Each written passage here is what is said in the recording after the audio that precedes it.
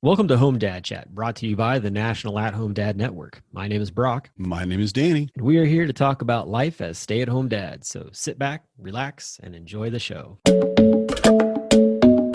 No, I don't want much. I even love handmade crafts made of macaroni. Come on now, you should know me.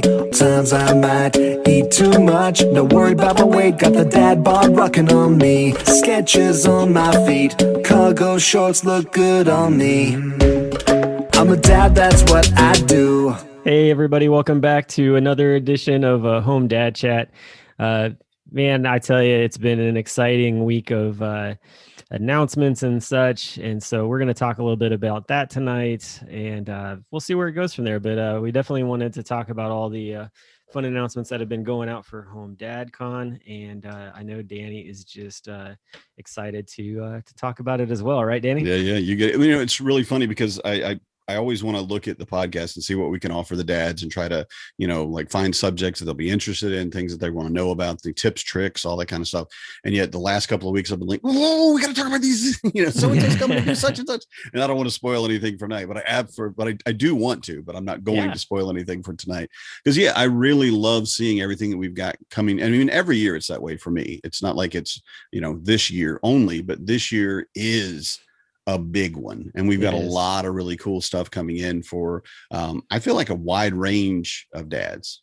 It is definitely a broad paint stroke, that is for sure, of just all the different topics that are out there. And in years past, we've had very concise, like age brackets of things and all this kind of, or like a very heavy, like mental side of things. Like Minneapolis was very heavy on studies and all this kind of stuff. And this one is very much like just scattered about to hit, I would imagine, most anybody's interest in some aspect, where someone doesn't really have to be like, oh, like, I don't know that I want to go to any of these, where it's like, it's going to be difficult to figure out which one you want to go to. Yeah.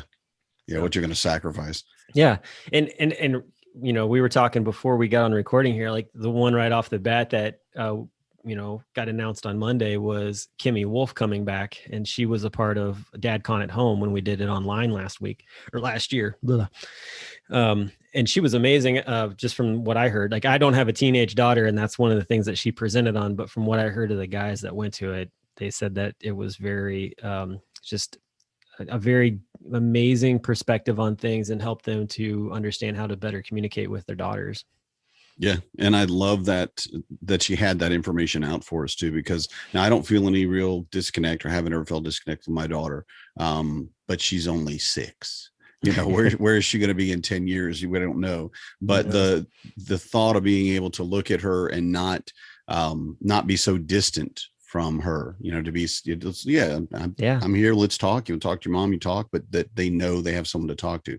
Yeah. But Kimmy Wolf's not talking about daughters this year. No, she's not. And she's not in a breakout session where you have to pick between all of them. She's a keynote speaker, so everybody's going to get to hear her talk.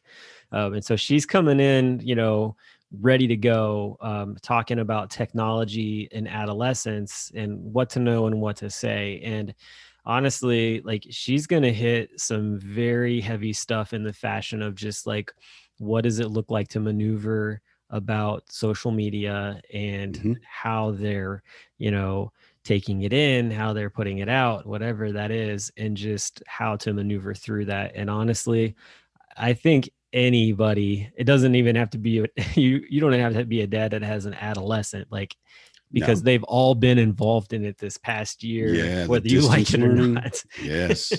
I mean, my kids have their own Discord channel, their own voice chat channel, basically on Discord, which is an app. And it's monitored, and I know who's in it. I'm in it, as an example. But I'm like, wait. You want to let your friends from school join? I mean, cool. And I really don't know what to do in those situations. I mean, we worked it out, and we've got safeguards in place, fortunately, for that. But I love the idea that she's coming in to talk about these things, because I feel like everybody, I mean, my 6-year-old knows how to do a PowerPoint now. So we really need to get even earlier than teenage years about that, advancement of technology in their lives. I think that's cool. Yeah. So I'm excited about that. And, we'll see where that goes to. And I mean, it's going to be just a really awesome hour of information. So excited for that. And then after that is done, which that's the Friday afternoon keynote. Then we've got our breakout sessions that are going to take place. And the first one is going to be, well, actually, sorry, I'm going to back up one bit. So Tuesday, before we announced the first breakout on Tuesday, there was the announcement of a brand new sponsor. So the week before was a sponsor that's been with us for about a year. This is a brand new sponsor and their local sponsor to Cincinnati, although they are worldly known. And what was announced is that Samuel Adams Cincinnati Tap Room, which there are only 2 Samuel Adams tap rooms in the entire world. One's in Boston and one is here in Cincinnati. Is going to be providing some of their brews for us to try out and enjoy in the hospitality room that we have. And one of the beers that they're going to be having is their brand new non-alcoholic Just Hazy that they are putting out. And I have never had it. We've had Matt Strain on the show talking about non-alcoholic beers before, and I know he's excited that they're coming with this as well as just another alternative. But yeah, they're going to come and be a part of things, and I'm really excited for them being a part of it. Keith Nagel did an awesome job connecting with those guys and making that all take place. And so, yeah, we're excited to have them this year. I want to say connecting with a beer sponsor doesn't sound like that bad a job, but I'm sure it was a lot of work. I am serious. I know that it was a lot of work, but at the same time, Keith, yeah, you went for the beer guy. Hey, but you got it. I'm happy. I'm not, yeah, let's go get the beer guy. Absolutely. Right. I will say too, I'm not a beer drinker, but I am going to go try their non-alcoholic. Yeah.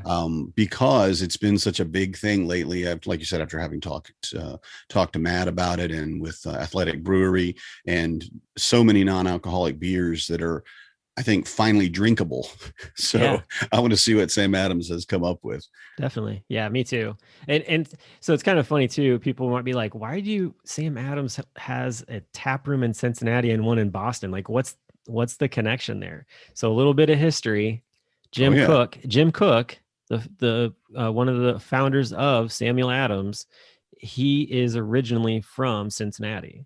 There it is. And he started up Sam Adams out in Boston, but came back about 11 years after starting it in Boston and bought one of the old breweries, because we've got a ton of them here in Cincinnati, and started up a production line up here in town. And it wasn't until just a few years ago that they actually opened up the tap room after they opened the one up in Boston. And so it is not uncommon to walk into that tap room and find Jim Cook in there chilling out, and on occasion just behind the bar pouring beers for everybody. Like that's how down to earth the owner of Samuel Adams is. So just super awesome family guy. So I was really pumped to see that we were able to connect with them. Yeah. So and then for the first breakout, David McMillan, which he's a local here in Cincinnati. This guy, I tell you what, like he's a legend in his own, honestly, and super humble at the same time. So he would never say that, and I will, because he's like one of my best friends. But he's going to be presenting on road tripping with your kids, which I'm sure just that title alone probably just made many dads cringe just a little bit. You're going to find out what that's like here soon. You're going to road trip up north. Yeah. It's a one-way road trip, but that's going to be great. No, I sloughed that one off. I ended up renting a moving truck. I'm going to drive the moving truck. Oh, nice. I even told Marnie, I said, look, I don't really want a caravan because I'm going to go much slower. I can't get through fast food places. If the kids want to eat, you're going to have to pull off, and I'm just going to drive, so it's going to be me and my eldest Fabian. He can't drive yet, but just because he wanted to ride in the big truck like everybody. Yeah. And Marnie eventually figured it out. She went, wait a minute. So I'm going to be, with the kids by myself for 2 days. Oh, wow. I didn't think about that. Do you want to drive the big truck? And of course she does not want to drive the big truck. What do you do? The big truck or the kids? Ooh, you choose. I mean, I'm good with either one. Let's just face it. I can handle the kids, but there's intimidation on both sides of that. There is. But the thought of a road trip, because there's so much that can go sideways, and there's so many things that you could just go, oh man, I wish I should have brought more 1-gallon Ziploc bags for kids to barf in, and that's one of the things I do is always have you get car sick. Here's a bag. Don't fill it up and just close it when you're done and don't do anything with it. We'll just pull over in a minute, but because you don't have time to pull over when they're going to throw up. You got to tell her to fill those little snack Ziploc bags with goldfish and everything else. And when the kids are like, I'm hungry, you just chuck it back in. Chuck it right. Exactly. You don't even look. You just say snacks and fling it and hopes, whoever catches it gets Where do I put this empty bag? Just throw it on the floor. I don't care. Doesn't matter. We'll deal with it when we get to the clean it up later. We open the door and stuff falls out. It's fine. That's what a road trip's all about. But Exactly. David McMillan, too, getting back to the subject at hand, is, in my mind, the camper guy. Yes, he is. He's the guy that let me borrow his camper for our big road trip this year. Yeah. So. Anybody didn't see the pictures of that? That is a very impressive camper for a trip camper. I think it's very well made. Which will be, from what I understand, talking to him, will be at the convention. Like he plans on bringing his whole setup of his 81 Pontiac Bonneville station wagon. Nice. With the camper attached to it so that everybody can get a real good view of how he has this thing set up. Just going to throw it out there that maybe you could ask your really good friend if maybe your really good friend and co-host of the podcast would be allowed to sit in said station wagon and have his picture taken, because that's the ultimate dad, in my opinion. I don't think that will be a problem. I love it. Just because so many, it's from National Lampoon's American Vacation and all of those other ones. I'm like, oh man, that is the perfect vehicle. Today things have changed, things have gotten more fuel efficient and yada, yada, yada, and more comfortable for sure. But I remember like the bench seat in the front, the bench seat in the middle, and then in the back, who knows? You have seats facing the other way. He has the facing out the back one. So there you go. Yeah, but here's the thing. So maybe not a very conventional car. However, so a few years ago, he had that car on a show with the Discovery Channel called Pink Slip or something like that. I don't know. It had to do with it was like a car antique road show type of thing. Like people who had these amazing stories about their cars, which his story about his car being that he got it at an auto auction when his friend was supposed to get him a gas efficient car and bought that one instead for $1,000. But anyway, they trucked the car out to Los Angeles to do the taping of the show, and he packed the car full of supplies to road trip back with his family on US 50, because US 50 spans across the entire country and comes right through Cincinnati. And so he bought chains for the tires because he had to go through the Sierra Nevadas at the end of February, and he was passing brand new SUVs who were having a hard time going through there. And like the Rangers and police that were stopping everybody else were like, wait a minute. And they're like, oh, you have chains. See you later. And he would just keep on going. So might not be conventional, but that car is a beast. Yeah, that's it. And the size of it, I can't imagine how much it weighs, Oh yeah. But that goes for a lot on the road, especially in, slower conditions or going up on, steep slope with, ice and whatever, or ice, snow, I guess. We got this. Yeah. Just put it in low. Yep. We'll be there. Don't worry. So he's gonna come and basically give everybody the confidence they need to, take that road trip that they're like, I just want to wait till my kids are a little bit older. And I'll tell you right now, he's gonna tell you some amazing stories. He's got 4 kids, and he's taken like them when they were super young. So yes, he's an awesome stay-at-home dad, and I'm excited to have him come in and talk. Yeah. Can't wait to meet him.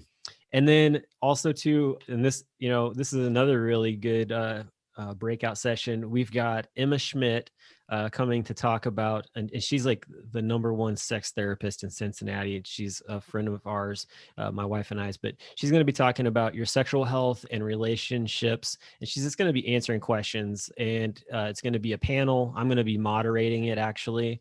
And we're going to give the attendees a chance prior to the convention, a chance to pose questions into the attendees group, so that way we have a nice list of things to, toss to her to be able to answer, and also give guys a chance in person to be able to step up and, say, hey, XYZ question, blah, blah, blah, and get those things answered as well. But she's amazing. She has Mhm. spoken on some huge stages here in town. She's been invited to the local mega church here in town a few times to talk. I mean, and for a sex therapist to get Cool. invited to a mega church Yeah. or to a church in general, that says a lot. It does. So, It really does. yeah. So yeah, I'm excited to have her here. And I know that she's Yeah. excited to be here as well. She wanted to be a part of things last year, and she caught COVID. So Oh, no. yeah, and so she battled through COVID and came out on top. But yeah, that Okay. was why she wasn't able to be a part of DadCon at home last year, is because she was recovering from all Yeah, that. definitely. Yeah. Definitely. So Well, I have to say, I love the subject, and I think it's something, and I assume that it's some way that you're using, you can do anonymous, questions and things like that, because a lot of people do have that hang up about, asking about sex or talking about it. right. They can, the attendees page has all the information on that, right? Like, I haven't put anything up yet for a post, but I will. Honestly, guys, that if they wanted to be like anonymous, I mean, I'm not planning on putting names with questions when we actually are there at the convention anyways. of course. I get it if someone doesn't want to ask something like specifically like publicly in the group Mhm. itself too. And I probably would just, I can be completely confidential with it if people just want to send me them privately and go Yeah. that route, because I don't I'm know any just other way the to do it. opposite. I don't know any I'm- other way to do it Yeah, anonymously right. outside Right, of that, exactly. without Yeah. having Just to send like, an email through a secondary. Yeah. yeah. So that's kind of where that's going to go. So I'm very excited about her being there and what that's going to bring to our attendees. I know that is a very common conversation that takes place within our group on a regular basis. Yeah, we hear it all the time, and it's been generations of men saying things like, "How do I get more sex?" I mean, that's basically the answer.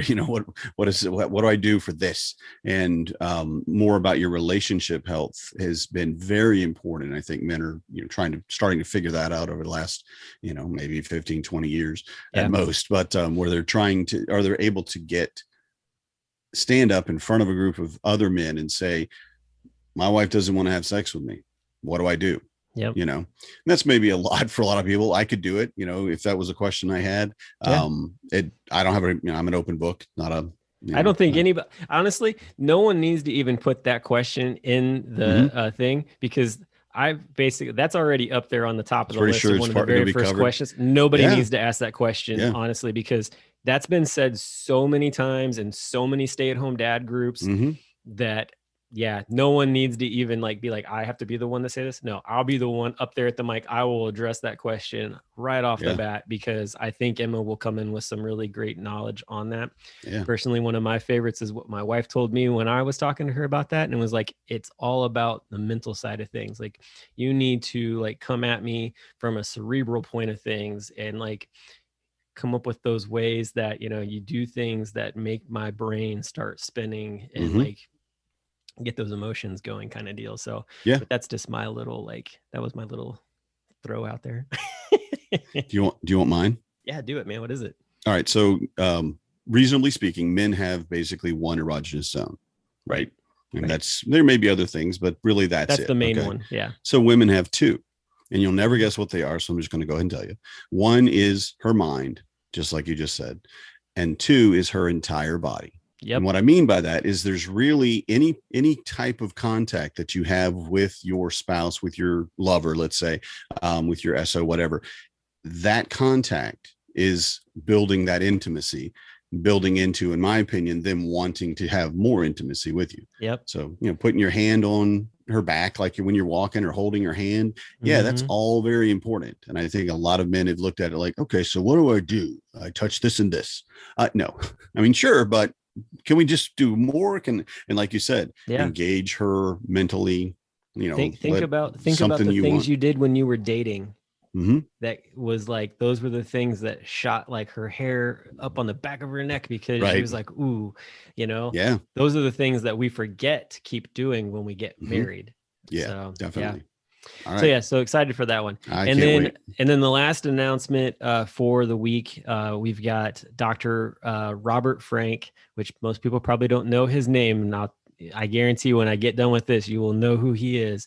But he's going to be presenting on the power of parenting, what we know for raising successful children. He is a psychologist. He's been a professor for many years. He is the reason we have a HomeDadCon. I am so excited. He goes by Dr. Bob, actually. That's what most people know him as, especially the veteran guys who have been here for a while.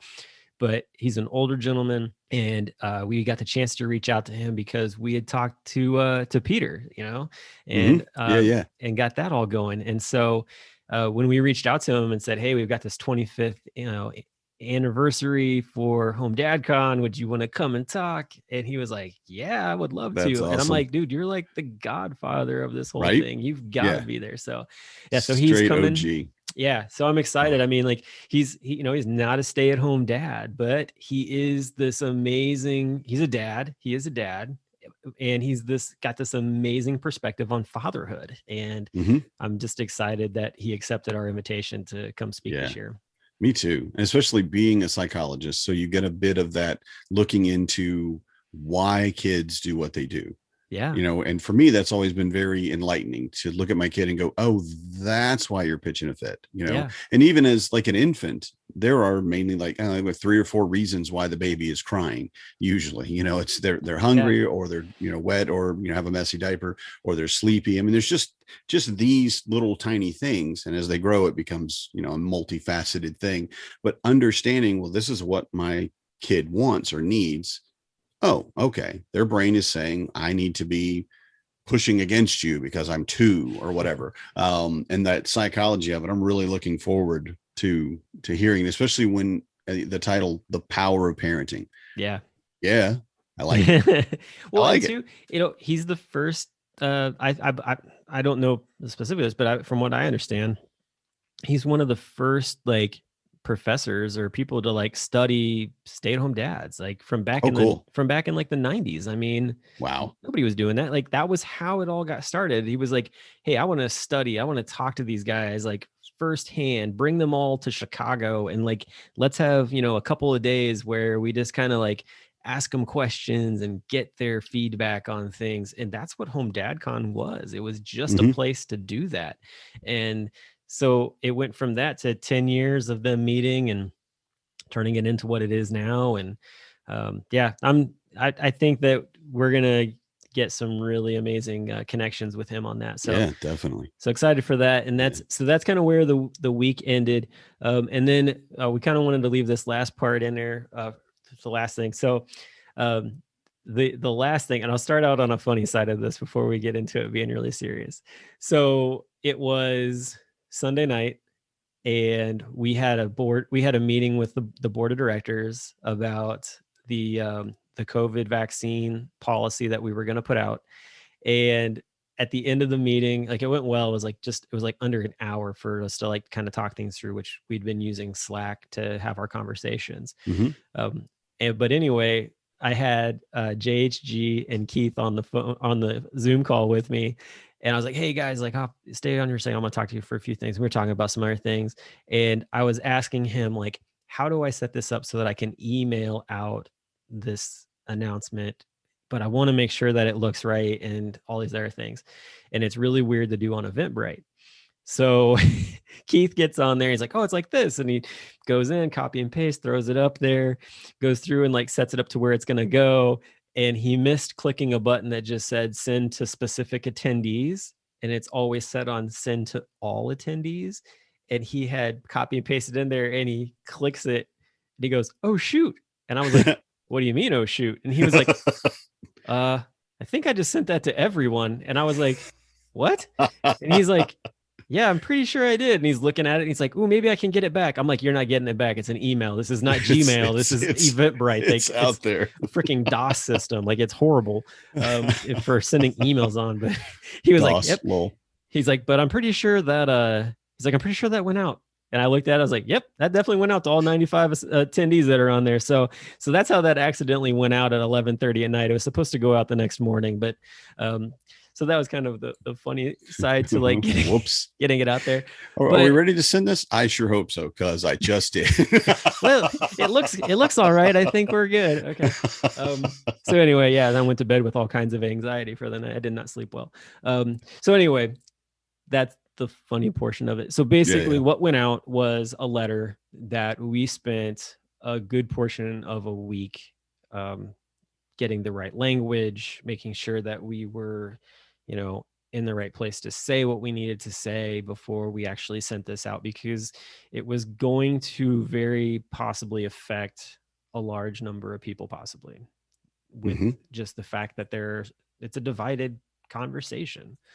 And what we came down to is that HomeDadCon this year is going to be a vaccinated attendees only convention this year. And that is for the safety of everybody, for the safety of families, and just the best way that we felt to put this on in person this year, and hopefully with as little to no incident as possible. Yeah. And I love it. I absolutely love it. I can't imagine realistically the stress that involved getting to that point and making that decision, and the thoughts of what it may happen, what may do. But at the same time, especially with the way things are kind of ramping up, I think everyone that is attending will feel better knowing that that's a requirement. Yeah, I am so humbled and grateful to be a part of the board that we have, because they do some amazing work. I feel like I don't really do a lot of the heavy lifting that they do. I'm more of the guy that's like, yep, that sounds great. Maybe change this word or that, because just for social media purposes or whatever. But like, there are so many better brains than me in there. And I'm just the guy who like knows how to like make it pop on social media, that kind of thing. And so it's just an honor to work with these guys. And I think we should probably see if we can vote to lock in this board for the next 5 years. Good luck. I know there's no. I think we should go throw a vote out there already, Brock. There's two of us that I know are not probably going to be coming back. So ready to move on. I get it. I understand. I am one of those that will not be coming back, but I still be heavily involved with everything going on. As I think said. We should, at least one caveat on that particular comment is that, so that everyone understands that the board is all voluntary. Yeah. And the board is, tireless. There is so much involved, just from what I can see from a distance, in getting everything done. And of course, on the outside, it looks so simple. Oh, you got a Facebook page, whatever.